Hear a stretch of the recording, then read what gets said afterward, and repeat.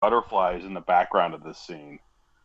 I noticed it on my second watch through that they are. I mean, they're obviously CGI, and they're just done so subtly and like beautifully. I really like watching the little butterflies pass by in the background. It's just gorgeous. I have to say, I really love this whole set right here when he's on Vashti and he's talking to the sisters. It's so beautiful, like the wildlife, the forest, the trees, the sunlight, and you're right. I hadn't noticed the butterflies, but I have it on silent now. It's running as we're talking, and I'm noticing them now, and it really is quite pretty. Yeah, it's beautiful. Just and it's such a little thing that I think a lot of directors would not even have thought of. But Jonathan Frakes he understands a lot of what makes Star Trek great visually, and one of those things is the background stuff. Yeah, absolutely. So basically, Elnor's like, he tells Picard, "You tell me a story, I listen." So then Picard starts talking to him about Data and the twins. And Elnor says, "Oh, you told me about Data," and he references Spot, which I was like, "Oh, Spot, the orange cat." I was like, "Yes." I loved. So, go ahead. Sorry, you know that game I was talking about months and months ago, the Star Trek Timelines game. Yeah, so I'm still playing it, but the fleet I'm in has squadrons, and my squadron is Spot Squadron. Oh, that's so neat.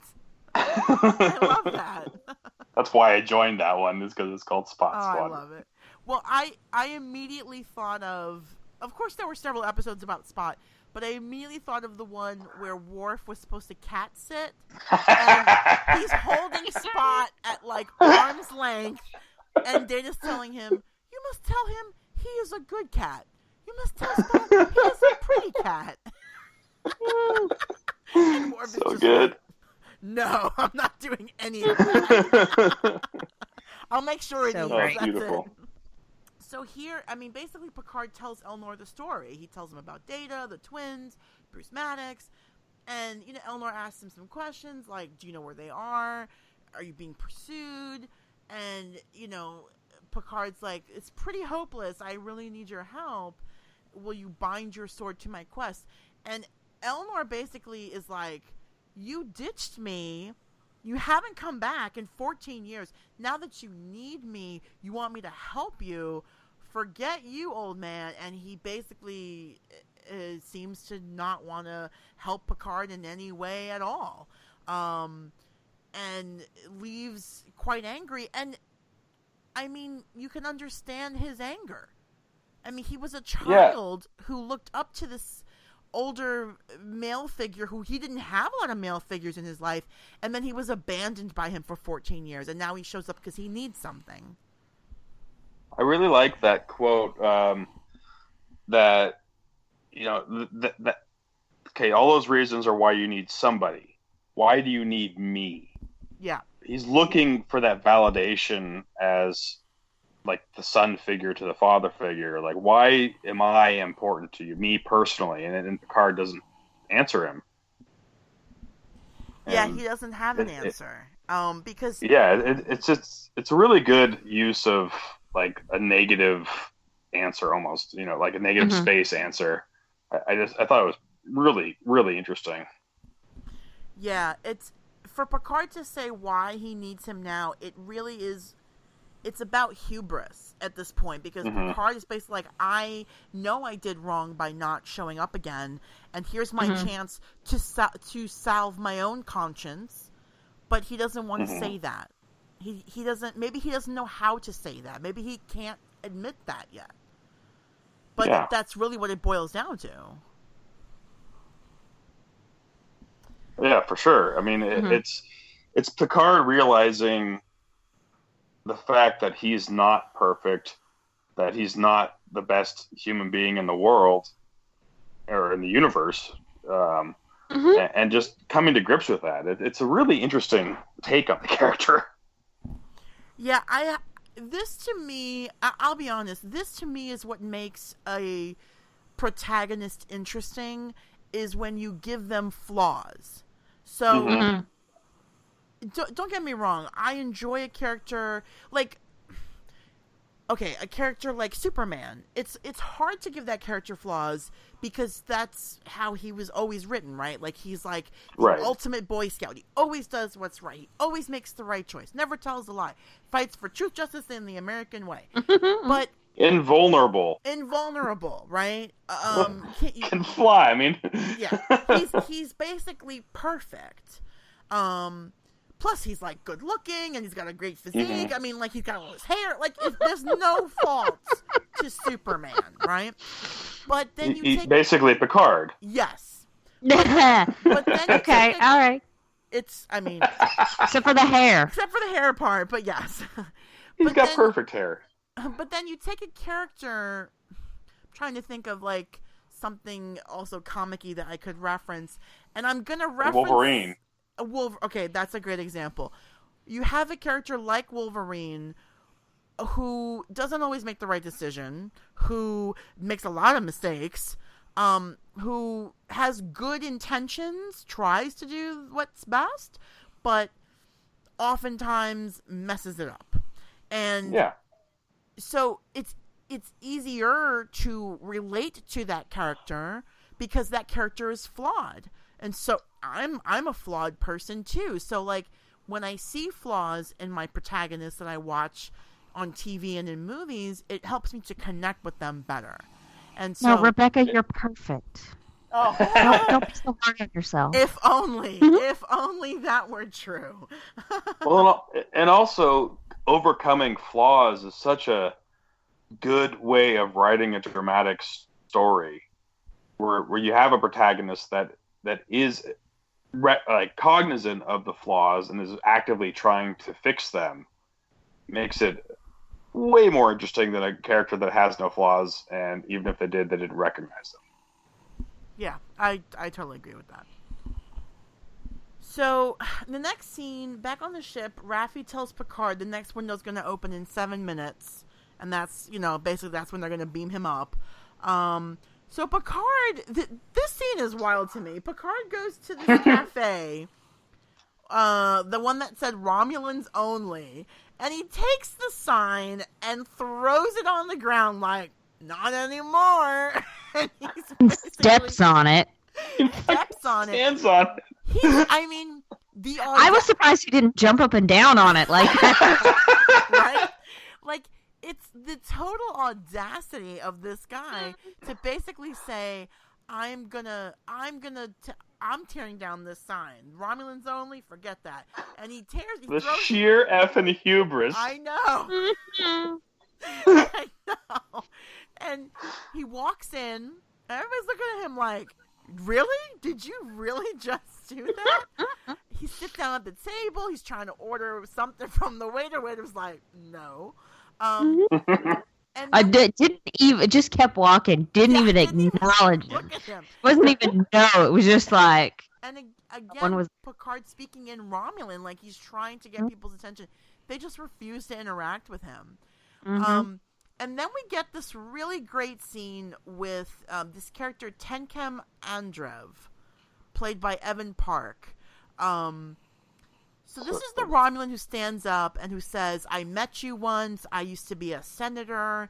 You came into the Senate and you spoke about how you were going to rescue us and you were going to bring all these ships and you were going to evacuate us. You were like this great figure, and then you let us down. Starfleet let us down. And Picard's like, I'm sorry, and I did everything I could do. And then Tenkem says, yeah, and then you gave up. So again, people are calling Picard out on this, that you said you were going to help us, and then you didn't help us. So then they get a sword. They give Picard a sword. And they're like, you're going to fight now. Before the sword thing, there is a shot during that verbal spat. Yeah. That's straight out of First Contact of Picard, just the framing of it and his stance.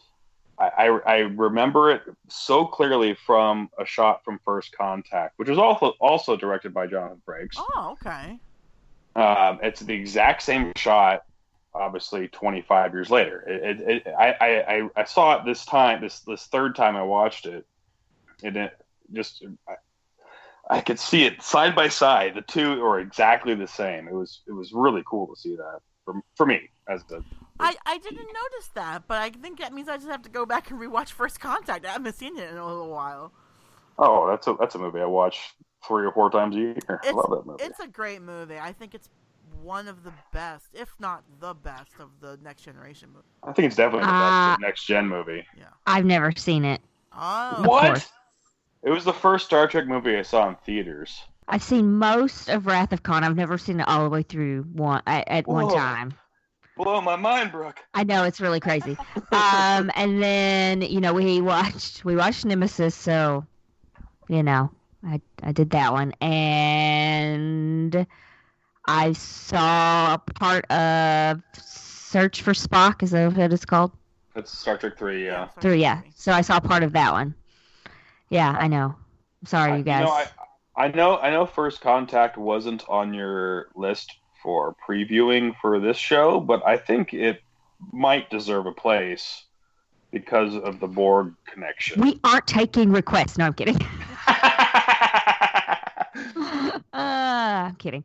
Yeah, well, because we were talking about in between seasons doing stuff, so that's definitely something we'll take in consideration while we're figuring out what we're going to do in between these 2 seasons. And it's such a great movie. I mean, because I'd like to watch it if it's as good as you guys say it is. I appreciate both of your opinions on those kind of things. It's got some really stellar performances by some really great special guest stars. So you've got the actor playing Zefram Cochrane. Oh, Neil, you're so good with names. What's the actor who plays him? I'm putting you on the spot here. Yeah, I know. James Cromwell. Thank you. Cromwell. Who's been in everything. I mean, he's been in episodes of Star Trek as well as Aliens too. Yes, he has. He's been a frequent Star Trek guest star. He's been in movies. He's been in other TV shows. He's been in everything. Babe. He was. That'll do, pig. I mean, that'll do, pig. That'll do. Yeah, that's he was in Babe. Yep. I remember. Got, Neil. I cannot remember. Neil McDonough. Neil McDonough. Yes. Oh yes. One of the Lieutenant Hawk. One of the he was in Captain America: First Avenger, the Howling Commandos. That's what yeah. How dare I not know a Captain America reference? He's Bam Bam. Yes. Dum Dum. No, not Bam Bam. Dum Dum. Thank you. Bam Bam is Flintstones. Yeah, he was in Dum Dum Dugan. Yes. Yep. Got some really stellar performances by some really great actors. Alfred Woodard.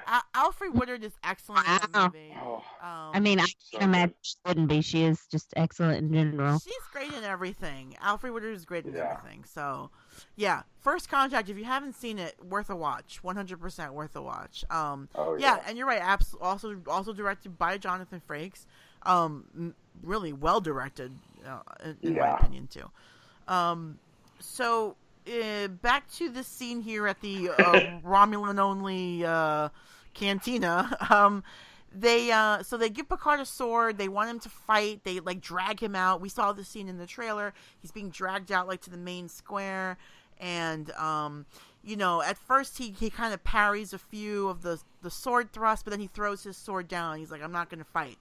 And then Elnor shows up. And he basically, with some really amazing fight moves here. I mean, oh my god, spinning in the air, he's slicing the M. Bison move, yeah. He's slicing people's heads off, but in all fairness, he gave a warning and he said, please choose wisely, if you're gonna fight this fight. And he basically, takes down these guys who were beating him, who were going to